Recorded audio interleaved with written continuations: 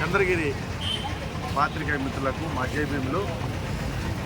ఈరోజు పరమ పూజ్య బోధిసత్వ డాక్టర్ బాబాసాహెబ్ అంబేద్కర్ గారి యొక్క వర్ధంతి 67వ వర్ధంతి పురస్కరించుకొని అంబేద్కర్ ఆశయ సమితి, పోరాట ఆశయ సమితి నాయకులు అధ్యక్షులు బాదురి ఎల్లయ్య గారు, అటు గిరిజన సంఘం రాష్ట్ర అధ్యక్షుడు పరమాల గోపి గారు, ఇతర దళిత నాయకులు చంద్రగిరి సంబంధించి బాలన్న, అంకలన్న అందరూ కూడా ఈరోజు పెద్ద ఎత్తున బాబాసాహెబ్ అంబేద్కర్ గారి యొక్క వర్ధంతిని నివాళులు అర్పించడం జరిగింది. అయితే ఈ భారతదేశంలో ఈ దేశం ఎంత గొప్పగా ఉండాలో, భవిష్యత్తు ఎలా ఉండాలో ఆలోచించి ఒక గొప్ప రాజ్యాంగాన్ని ఈ దేశానికి అందించినటువంటి మహాపురుషుడు. గడిచిన 67 సంవత్సరాలు ఆయన చేరిపోయిన తరువాత ఆయన ఆశయాలను ముందుకు తీసుకుపోయే క్రమంలో ఈ పాలకులు నిజంగానే అనుకున్నంత మేరకు ఈ దేశ అభివృద్ధిని తీసుకొని పోలేదనేది వాస్తవం.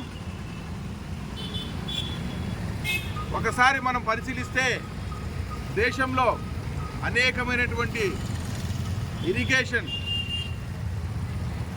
విద్యుత్, అన్ని రంగాలకు సంబంధించి కలలు కానీ బాకరంగాల ప్రాజెక్ట్, దామోదర్ వ్యాలీ ప్రాజెక్ట్, అనేక రకమైనటువంటి అభివృద్ధి కార్యక్రమాల్లో బాబాసాహెబ్ అంబేద్కర్ యొక్క ఆలోచన విధానంతోనే ఈరోజు ముందుకు పోవడం జరిగింది.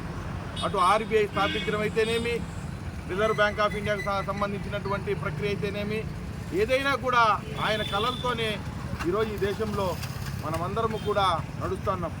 అయితే అంబేద్కర్ గారి యొక్క కోరుకున్నటువంటి ఈ దేశం ఇంకా కూడా ఆయన ఆలోచన విధానంతో ముందుకు పోవడం లేదు.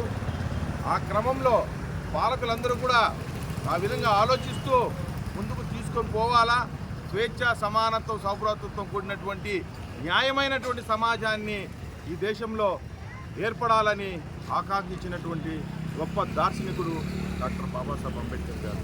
అయితే ఈ దేశంలో రోజు రోజుకి పాలకుల యొక్క నిర్లక్ష్యం వలన ప్రజల మధ్య ఆర్థిక అంతరాలు, సామాజిక అంతరాలు, రాజకీయ అంతరాలు ఎక్కువ అవుతూ ఉన్నాయి తప్ప వాటిని పూడ్చి సమానత్వం తీసే దిశగా పాలకులు, ఇప్పటి వరకు ఉన్నటువంటి పాలకులు ఎవరు కూడా ఆ క్రమంలో ప్రయత్నం జరగలేదు.